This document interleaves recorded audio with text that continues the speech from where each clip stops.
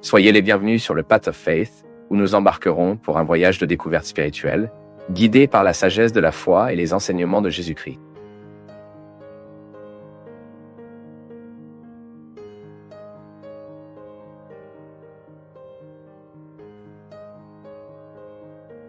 Pour les dimensions émotionnelles, pourquoi n'identifions-nous pas également ces indigences qui ne peuvent pas être mesurées? Je n'ai aucun moyen de mesurer à quel point vous êtes jaloux, mais c'est l'indigence. Parce que la jalousie vous met dans une situation défavorable avant vous. Vous perdez la paix. Vous perdez la paix. Aucune relation n'est saine lorsque la jalousie, ce sentiment de possession, traverse leur chemin, ou la voie entre la mère et un fils, entre un fils et un père. La jalousie est établie là où il y a des gens. Et sans crainte de faire des erreurs, nous avons tous une dose de jalousie. Il n'y a aucune jalousie envers qui que ce soit. Mensonge? De plus, il est un menteur. Parce que vous avez au fond, c'est parce que vous pouvez être émotionnellement à l'aise. Passer par un processus, une menace de perdre contre vous à voir. Lorsque nous sommes dans le confort de l'émotion, il est naturel que nous ne reconnaissons pas qu'il est jaloux. L'inconfort est qu'il montrera où est votre fragilité. Si bien, ce n'est pas un problème que vous reconnaissez qu'il est biaisé de ressentir de la jalousie, voulant l'autre pour vous, d'accord. Mais cette indigence doit être travaillée. C'est un engagement. Qualifie l'être humain quand il sera disposé à vivre cet engagement quotidien, à améliorer celui-là, ce qu'il est, ce qu'il peut, ce qu'il ne peut pas. Alors que je m'occupe de tout ce qui fait de moi ce que je suis, je prends plus d'autonomie. Je deviens plus libre. D'accord? Les athées et les chrétiens sont au même niveau de combat. Personne n'est licencié. L'être humain, s'il ne s'efforce pas de surmonter ses maux, il ne vivra jamais la condition de personne. Il se limite à être un individu qui peut très peu offrir lui-même. Avons-nous ce défi? Cela ne devrait-il pas être une vue pessimiste? Nous ici, lorsque nous supposons ces deux indigences, l'indigence physique et les indigences intérieures de la vie intérieure, qui réfléchissent aux dimensions morales, aux problèmes affectifs, aux problèmes spirituels, nous sommes ensuite confrontés à un domaine pour travailler. Et la première étape, je voulais même écrire ici, la première étape que j'ai besoin d'établir par moi-même est la connaissance de la miséricorde. La miséricorde de Dieu est la miséricorde qui me donnera une position pour faire une expérience positive de ma limite. Parce que lorsque je suis exposé à ma limite, j'ai deux possibilités. Je le comprends positivement comme un drapeau qui m'aidera à parcourir les chemins difficiles et à atteindre ma place, ou je le comprends comme laid, triste, que j'ai honte. C'est la culture du rejet. Combien d'entre nous ont été traumatisés lorsque nous nous exposons misérables à quelqu'un? Combien d'entre nous ici avons-nous créé un rejet intérieur pour nous-mêmes? Parce que ce que vous avez proposé de vous-même ne suffisait pas à égayer les uns les autres. Et quand nous sommes des enfants, nous n'avons toujours aucune échéance pour pouvoir dire que je n'ai aucune obligation de vous rendre heureux. C'est le moment où nous en sortons nonnés ainsi. Seul le temps continue de nous faire mûrir pour réaliser. Regardez, si vous m'aimez, bien. Sinon, il y a des milliards et des milliards de personnes dans le monde que vous aimerez peut-être. Je n'ai pas à m'adapter à ce que vous voulez être recherché pour vous. Un enfant n'a pas cette maturité. Un enfant subit naturellement l'imposition des yeux qui la prennent en charge, car elle connaît deux indigences. Et une autre répandue, qui est une indigence physique. C'est incroyable notre dépendance à l'égard du père et de la mère. Comment avons-nous besoin de vous comme nous? Ça fait mal. Et parfois vous n'aimez pas ce que je vous montre vraiment. Votre regard me révèle. Et je ne te montre pas quelque chose que je ne suis pas. Je vous montre l'être limité que je suis à ce moment-là. Et puis les traumatismes sont établis en nous. Le traumatisme n'est rien d'autre que le moment où nous n'offrons que ce que nous pouvons offrir. Et ce que nous proposons ne suffit pas à celui qui reçoit. Je crée donc une indisposition en moi. Alors je commence à faire semblant. J'ai fait semblant de ce que je sais. Ceci en classe, si présent, n'est-ce pas? Avez-vous des enseignants ici? Est-ce que tu comprends ce que je dis?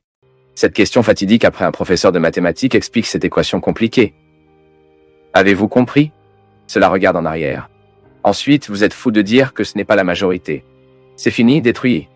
A détruit toutes les possibilités de montrer votre fragilité. Je n'ai pas compris aussi rapidement que toi. Et j'ai honte de dire ça. Où cela a-t-il commencé, mon peuple?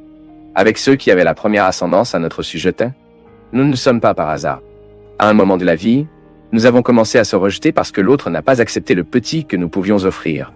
Et ce n'est pas un problème que nous avons si peu à offrir. Vous savez, monsieur, ce que j'ai, c'est si peu à donner, mais ce peu que nous voulons avec les frères à partager. C'est beau. Mais lorsque vous partagez peu, et que vous voyez le look de désapprobation de celui que vous vous attendiez à réjouir, c'est comme le premier dessin que nous faisons. Les psychologues sont si radicaux qu'ils disent même le premier caca. Quelle belle chose! Quelle petite chose à être chouchou. Pas maintenant. Notre-Dame! Pour l'amour de Dieu, les gars, le garçon est pourri. Parce que c'est la première production que vous pouvez faire seul, non? Qu'as-tu fait pour la première fois dans la vie? N'était-ce pas autre chose que vous avez fait? C'était sa première production indépendante. Ou en envoyer un écart. Personne n'a besoin d'aider l'enfant à le faire. Juste un exemple idiot et simple de la façon dont nous n'apprenons pas à accueillir ce que l'autre nous offre. Nous convenons tout le temps. Nous sommes tout le temps au service d'un rejet intérieur qui nous rend de plus en plus indisposés aux limites. Mais cette indisposition, elle ne fait que nous faire mal. Tout depuis que je rejette ma nature, chaque fois que je me mets devant un Dieu, croyant qu'il a un rejet pour moi, ou quand on m'apprend que Dieu a des refus constants pour nous, il n'y a aucune possibilité d'avoir à y avoir une bonne santé rencontre. Le premier surmonté que j'ai besoin de vivre lorsque je prends conscience du processus, mon peuple. Parce que cela est également intéressant à identifier. Quand ai-je commencé à identifier dans cette vie qu'il y avait un rejet de mes indécessences? Quand ai-je été plus clarifié des difficultés que j'ai eues avec moi, qui m'ont été placées par ma mère, par exemple? La relation avec ma mère m'a très bien fait, mais m'a aussi blessé. Et j'ai besoin de séparer la balle du blé, mais la maturité ne se produit pas. Je ne pourrais pas comprendre ce qu'il a vraiment fait bien pour moi, car tout est si mélangé, que je perds la capacité de comprendre d'où cette influence était de l'extérieur et qui ne correspondait pas à ce que Dieu attendait de moi, car je n'ai aucun doute. Ce que Dieu attend de moi, ce que Dieu attend de vous, c'est votre authenticité. C'est que vous êtes vous êtes. J'ai prêché la semaine dernière à propos de ce texte. Vous êtes le sel de la terre. Vous êtes la lumière du monde. Vous voyez que Jésus ne parle pas d'un avenir. Tu dois être, vous devez être le sel. Vous devez être la lumière. Non! Il parle depuis présent. Tu es le sel des terres. Tu es la lumière du monde. Donc je sais, la théologie m'apprend, l'anthropologie théologique m'apprend que toute la vie chrétienne, toute la richesse de la vie humaine a déjà été donnée. C'est en moi. Maintenant, ce que je dois faire, c'est s'épanouir. Erreur quand je dis la richesse de la vie chrétienne. La richesse de la vie chrétienne est quand je suppose que je veux la vie chrétienne pour moi. Quelqu'un va me baptiser.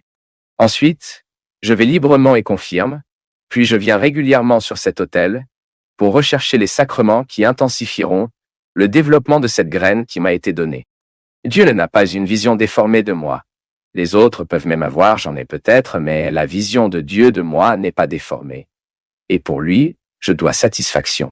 Je ne peux pas créer ma vie pour plaire aux gens si je déplame ce que Dieu m'a mis comme la graine la plus originale qu'il pourrait créer. Et nous sommes tous originaux. Je n'ai pas le droit de rejeter cette graine que Dieu a mis en moi qui fait que je suis. Je ne peux pas, c'est le pire péché que je puisse faire de ma vie. C'est abandonner qui je suis.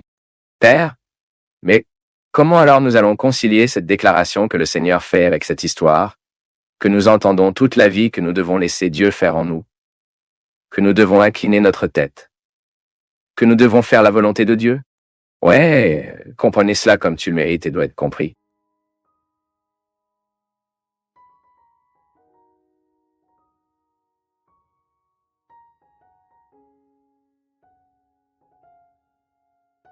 Pour nous du Path of Faith, c'est toujours une joie d'être avec vous en ce moment.